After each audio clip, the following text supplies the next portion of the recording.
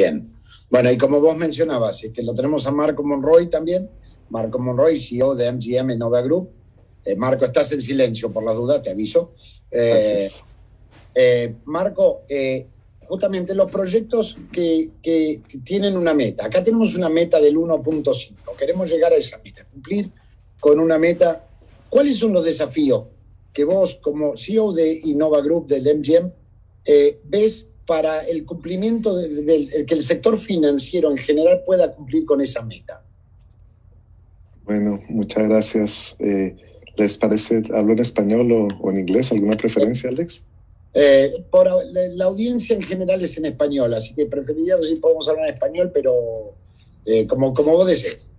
Bueno, hablo en español despacio, así Craig tal vez alcanza a escuchar algo. Bueno, el acento colombiano me ayuda, que es un poquito más fácil de entender. Craig entiende más de lo que habla, no quiere hablar. Sí. Ok. Bueno, sí, los desafíos son muy importantes, principalmente porque el cambio climático ya no es como cuando yo empecé hace 20 años con esta empresa, algo que estábamos trabajando para mitigar un problema futuro. Es algo inminente que sufrimos y vivimos a diario y que ahora ya no solo estamos en la etapa de mitigación, futuras catástrofes climáticas, sino que estamos adaptándonos a un nuevo clima. Entonces, el principal desafío es que yo, digamos, como jugador en estos mercados, no veo en términos concretos un verdadero sentido de urgencia. Veo extraordinarios discursos, commitments, pero ya cuando uno va a la práctica y ve cómo reduces esa tonelada de metano, de CO2, no está sucediendo al nivel que necesitamos. Entonces me gustaría que las acciones estén más cercanas a los discursos para poder ver los resultados que necesitamos para prevenir la catástrofe climática que muchos envisoramos y que ya no es, digamos, un albur, sino es prácticamente una certeza. El tamaño para el sector financiero, obviamente, el principal reto es el tamaño del problema. Estiman que al año, para llegar, a mí me gusta más hablar del net zero by 2050. Me parece una forma un poco más lógica de verlo. Ok, pero estamos a 3 décadas, pero al menos nos da la opción de reducir todas las emisiones que podamos y si no compensar las otras para no ser carbon neutral, pero obtener un net zero eventualmente al 2050. Se necesita una inversión global de 3.5 trillones de dólares. Actualmente, la inversión el año pasado, 2019-20, son 600 billones de dólares en tecnologías climáticas. Uh-huh. Entonces, para lograr el objetivo de aquí al 2050, durante los próximos 30 años, tenemos que multiplicar por 6 las inversiones que hacemos anualmente. Me imagino por los números que estuve haciendo que Latinoamérica, digamos, que sea 10% de la contribución, debe estar invirtiendo unos 30 billones de dólares al año, principalmente energías renovables, algo de transporte. Tendría que sextuplicar o un poco más a invertir 200 billones de dólares al año simplemente para lograr ese objetivo, los NDCs del 2030 y el net zero para el 2050. Entonces ese es el primer reto, un reto de volumen, de un cambio abrupto de discurso y un sentido de urgencia para actuar y ver esto como una inversión y no necesariamente como un costo. No es una inversión que tiene sus réditos financieros, digamos, en inversiones como hacemos con nuestros fondos, o el rédito puede ser el evitar costos de remediación que son infinitamente más caros que los costos de prevención si se actúa ahora ajustando la infraestructura. Entonces, ese es el otro riesgo. La pandemia ha dejado a los países en una situación fiscal terrible. Entonces, yo veo que un reto va a ser destinar recursos más allá de las urgencias sociales que tienen los países.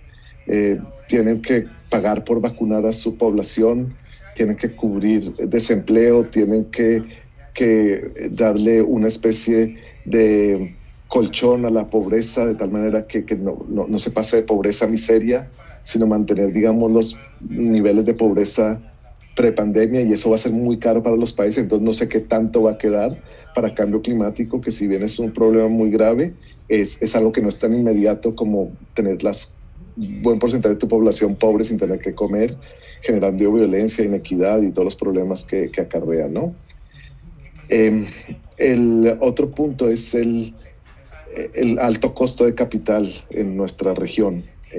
Si tú vas, obviamente tú vienes de Argentina, pero incluso, Brasil tiene las tasas de interés más bajas, digamos, de la historia, pero generalmente si uno compara con el costo de capital en el primer mundo o en Asia, el costo de capital es muy caro en América Latina. Los bancos prestan al 9-10%, que muchas veces es superior este precio de deuda al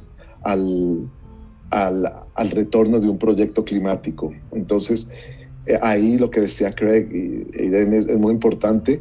Se necesita tener blended finance o concessional loans, y incluso en el caso nuestro, nosotros tenemos un costo de capital alto, tenemos un hurdle rate del 8%. En Latinoamérica, donde son emerging economies, inversiones a 10 años, donde en 3 años la moneda puede perder el 50% del valor, digamos, en los buenos casos, en un país estable como Colombia. Ahora, si vas a Brasil o ya de los países de grado de inversión, está bastante grave el tema de la moneda. Entonces se necesita amortiguar un poco con menor costo de capital, claro, y con precios y tal vez un poquito de blended finance. Lo que yo veo es que hacer eso rápido es muy difícil.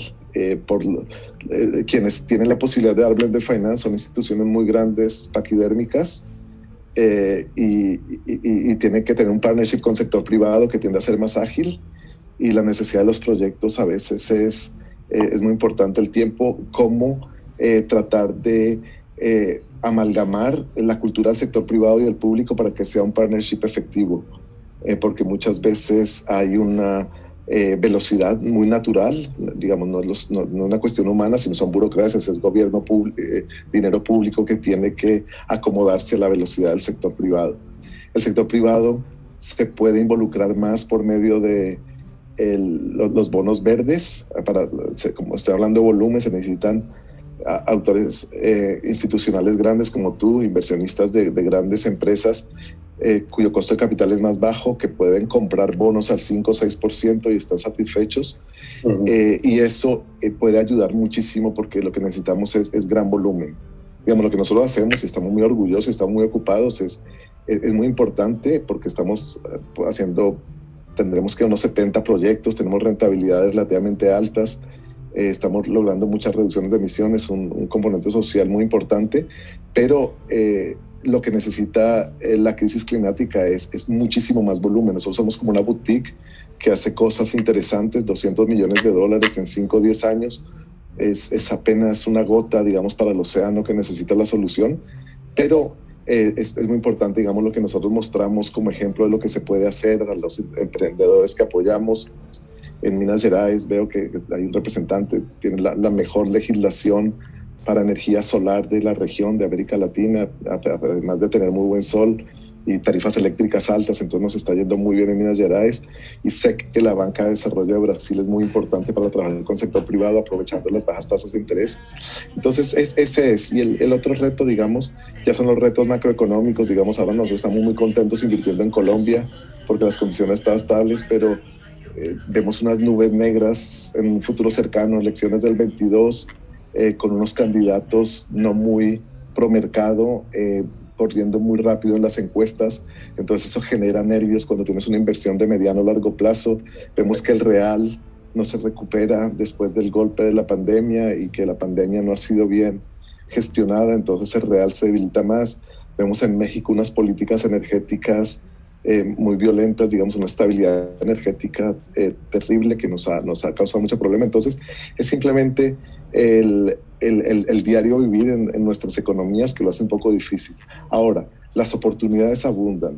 Como decía Irene, es una región donde hay mucha ineficiencia no solo en el sector natural, sino en el sector energético. Hay muy buenas posibilidades de negocios, simplemente hay que ejecutar. Muchas gracias.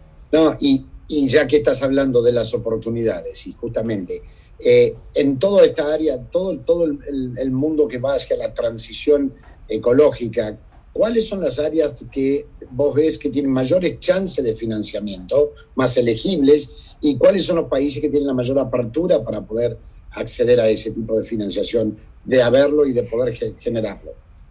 Bueno, yo creo que en cuanto a avance tecnológico, condiciones de mercado, hay varias tecnologías que están liderando. Estamos hablando del tema subnacional, ciudades, el tema de alumbrado público es excepcional. Tecnológicamente hay ciudades que utilizan mercurio, cambias por lámparas LED, puedes bajar 80-90% el consumo de energía. Existen buenos mecanismos de fideicomisos y trusts para los pagos. Nosotros tenemos muchas inversiones en México y Colombia, entonces es un muy buen proyecto porque la tecnología LED ha bajado mucho de precio y es algo que tiene unos efectos paralelos desde el punto de vista de seguridad, de reducción de accidentes, de incrementar el comercio en las noches. Entonces es un proyecto muy interesante y que de hacerse bien tiene gran replicabilidad en toda la región. Entonces el alumbrado público. El tema solar, baja la energía solar, hay mecanismos como los condominios solares en Brasil, en Estados Unidos se llama Community Solar, que es muy bueno. Nosotros generamos plantas de 5 megavatios en Minas Gerais y le vendemos a todas las estaciones de Shell en Brasil, desde ahí, y la regulación lo permite. Los retail customers pagan muchísima electricidad, hay un muy buen margen que nos permite lograr nuestra rentabilidad. Después están en México, digamos, la industria, es un gran país de manufactura, proyectos de cogeneración, actualización tecnológica, es muy interesante.